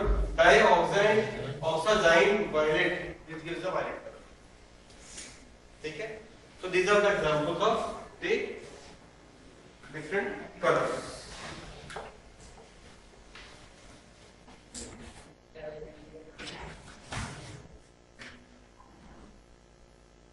Bacteriostatic and fungicide, अभी कलर्स को कोई मतलब प्रॉब्लम तो नहीं है, कलर्स के केस कोई प्रॉब्लम नहीं। बायोस्टैटिक एंड फंगिसाइडिक एजेंट कब जरूरत पड़ती है, कहाँ जरूरत पड़ती है? प्लास्टिक को डिग्रेड नहीं, बैक्टीरिया और फंगी में जाते हैं वहाँ। हाँ, बैक्टीरिया और फंगी कहाँ पर होंगे? सर फंगी लगा मटेरियल कहाँ पर? प्लास्टिक का मटेरियल कोई जैसे उसमें 1000 लगा रहता है।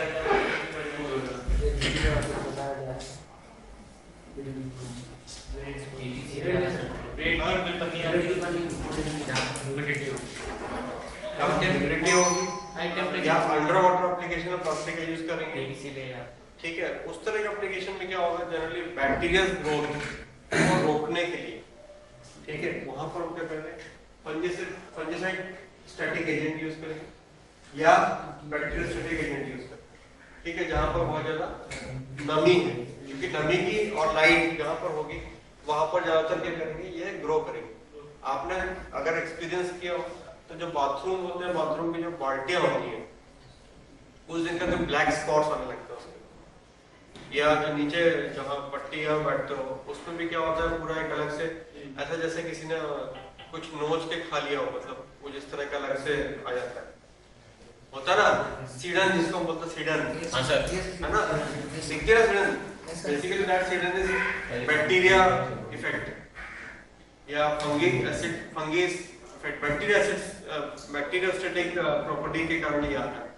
तो ऐसा नहीं कि प्लास्टिक में बैक्टीरिया नहीं लगता है या फंगी एसिड नहीं लगते हैं, सब जगह लगते हैं, ठीक है, वहां भी आपको देखा, उससे आप ब्रश से भी मतलब घिस के भी करोगे ना तो भी नहीं निकलेगा। और एक एग्जांपल ले लूं, अगर आपको बरसात के दिनों में जो खिड़की दरवाजे होते हैं, कहीं दूर क्या जाना है, यहाँ से बाहर निकलोगे दीवार देख लेना सामने वाली, है ना, वहां पर ब्लैक कलर के धब्बा पूरा अलग से पैच जैसा दिखता है। वो पैच क्यों है, क्योंकि नमी के साथ में क्या हुआ है, लाइट और नमी के प्रेजेंस में जो दीवार है, दीवार में पूरा बैक्टीरिया ग्रो कर दिया है, या फंगिसाइडिक हाँ, हर जगह होता है, वो तो एक नेचुरल फिनोमेना है, it is a natural phenomena. Bread में भी आप देख सकते हो, ब्रेड में तो लाइट दे सकते हो। So basically we require to give the to stop this particularly growth of bacteria and fungi. So basically इससे करके जहाँ हाई टेम्परेचर 25-30 डिग्री होता है, ह्यूमिडिटी ज्यादा होती है, RBBC is inherently resistant to attack. RBBC, random polysaccharide, is inherently resistant. Plasticized PVC compound can attack by dependent plastic. जहाँ plasticiser ज्यादा होगा, जहाँ फ्लेक्सिबिलिटी ज्यादा है, जैसे प्लास्टिसाइज्ड PVC में ज्यादा यूज होता है, जहाँ पर bacteria phosphates and phthalates plasticiser में कौन सी रेजिस्टेंस। अगर हम इसमें फॉस्फेट्स एंड थैलेट्स का यूज करते हैं, phosphates and phthalates generally used for, generally कहाँ यूज होते हैं, ना PVC में कहाँ यूज होता है, प्लास्टिसाइजर। अच्छा, प्लास्टिसाइजर होता है ना, प्लास्टिसाइजर PVC के केस प्लास्टिसाइजर में पड़ा था, थैलेट्स यूज करते हैं, फॉस्फेट हम लोग यूज करते हैं कहां पर, फॉस्फेट कहां यूज करते हैं, फ्लेम रिटार्डेंट मटेरियल के तौर पर, ठीक है। तो वहां पर अगर इस तरह के मटेरियल यूज हुआ तो ये रेजिस्टेंट होंगे बैक्टीरिया और फंगी के। पॉलीस्टाइरीन, पॉलिएस्टर से long chain esters are all susceptible to attack. ठीक है, सिम्टम्स क्या होगा, एम्ब्रिटलमेंट, एम्ब्रिटलमेंट मतलब एकदम चूरा होके झड़ने लगेगा, ठीक है। एक्सुडेशन, डिस्कलरेशन हो जाएगा, deterioration of electrical insulation property, antibacterial compound generally chlorinated phenol, antibacterial compound generally known as phenol. Phenol जो है वो वैसे भी बहुत ज्यादा एंटीबैक्टीरियल कंपाउंड होता है। बहुत बड़ा एग्जांपल आपको दिखाता हूँ, बड़ा एग्जांपल है डेटॉल। डेटॉल यूज करते हो ना, करते ना, हर जगह हम लोग यूज करते हैं। क्या है सर बैक्टीरिया बेसिकली एंटीसेप्टिक है, बोलते हैं एंटीसेप्टिक है, बैक्टीरिया को खत्म करने वाला कंपाउंड यस बोलते हैं ना। सर बोलते हैं ना, क्यों बोलते हैं? क्योंकि basically Dettol is a phenol derivative. Phenol basic है बट उसका डेरिवेटिव है। Dettol is basically phenol derivative. इसीलिए बोलते हैं कि कपड़ों में धोने के पहले ढक्कन डाल दो या बाल्टी में डाल के पोछा लगा लो, तो आपको मतलब ग्रोथ नहीं होगा, बैक्टीरियल ग्रोथ। ठीक है, तो बेसिकली उसका फंक्शन है ये, क्योंकि फिनॉल डेरिवेटिव्स होते हैं। Dettols are basically the phenol derivative. ठीक है, so chlorinated phenol compound, copper 8 hydroxy phenolate, an organomercury compound. जितने भी मर्क्यूरी है, mercury is known to be a very good antibacterial compound. Mercury toxic होता है, तो खाओ पे सीधे सीधे टॉक्सिक होगा। थोड़े बोला कि मर्क्यूरी उठा गोली लो नहीं, but mercury is available in traces of the mercury is always available fruits जो होते हैं ना, fruits देखा है, उसमें भी traces of the mercury है। एक एंटीऑक्सीडेंट का काम भी करता है और एंटीबैक्टीरियल का काम भी करता है मर्क्यूरी। ऐसा नहीं कि टॉक्सिक हो गया तो बिल्कुल ही बेकार है। आपकी बॉडी में मर्क्यूरी है, आपकी बॉडी में भी मर्क्यूरी। आगे बढ़े। एंटीस्टैटिक एजेंट, एंटीस्टैटिक जो स्टैटिक प्रॉपर्टी होती है, स्टैटिक का प्रॉपर्टी क्या होती है basically? What is static property? What is static property? Charge develop, static charge develop. जैसे आप एक स्केल को सिग्मा से घिसो और एक पेपर पे लेके से लगाएंगे तो वो चिपक क्या जाता है। आप कई बार देखो, आप टी शर्ट एक पहनते हो या कोई पैंट अगर पहनते हो तो कई बार पैंट एक जगह से चिपकने लगता है आपके टांग के साथ या शर्ट के साथ या हाथ के साथ, है ना, क्योंकि स्टैटिक चार्ज डेवलप हो गया। ठीक है, इसीलिए बोलते हैं कॉटन के कपड़े ज्यादा पहनो। कॉटन के कपड़े क्यों होते हैं? कॉटन में स्टैटिक चार्ज डेवलप नहीं होता। पॉलिएस्टर के पहनोगे तो, पॉलिएस्टर कपड़े लगाओगे तो स्टैटिक चार्ज डेवलप होता है। ठीक है, तो are compound need to polymer ingredients that remove the static charge developed on the surface. PVC the poor conducting electricity and thus tends to hold a static charge. ठीक है, जितने भी जो poor conductive होते हैं इलेक्ट्रिक के, वो generally they hold the static charge, मतलब static charge को डेवलप हो सकता है। Friction is one of the commonest cause of static buildup. अगर फ्रिक्शन है तो चार्ज डेवलप होगा। अगर फ्रिक्शन लेस है तो चार्ज डेवलप नहीं होगा। ठीक है, एंटीस्टैटिक एजेंट्स आर इंटरनल और एक्सटर्नल। इंटरनल जो होंगे, जैसे ये produce the greater conductivity permittivity charge to the drain off example and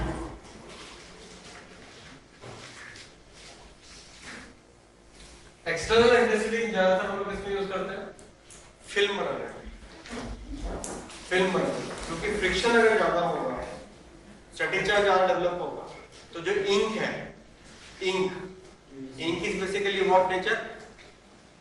organic in nature.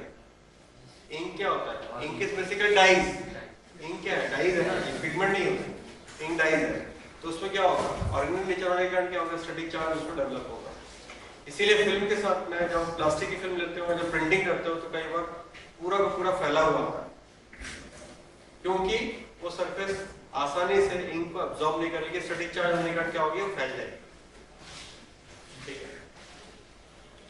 Typical material include fatty amines, amide, phosphate ester, quaternary amine salts. ठीक है, ज्यादातर जो है एंटीस्टैटिक या फ्रिक्शनलेस मटेरियल बनाने के लिए फैटी अमीन्स, अमाइड या फॉस्फेट एस्टर्स को हम लोग डालते हैं। ठीक है, क्वाटर्नरी अमीन सॉल्ट्स को भी डाला जाता है। ठीक है, ये हो गया आपका पूरा कंपाउंडिंग। तो फिर मैं अलग से बताऊंगा कंपाउंडिंग क्या करते हैं, कैसे करते हैं, क्या मशीनरी यूज होता है, कैसे यूज किया जाता है और क्या उसका यूज होता है। ठीक है, that will be take you the next. ठीक है, क्लियर है?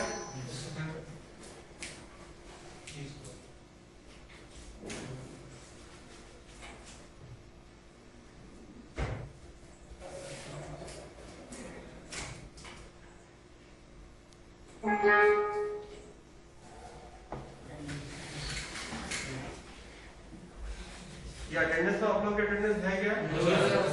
नहीं है? यहाँ से आप देख के मेरे को दो।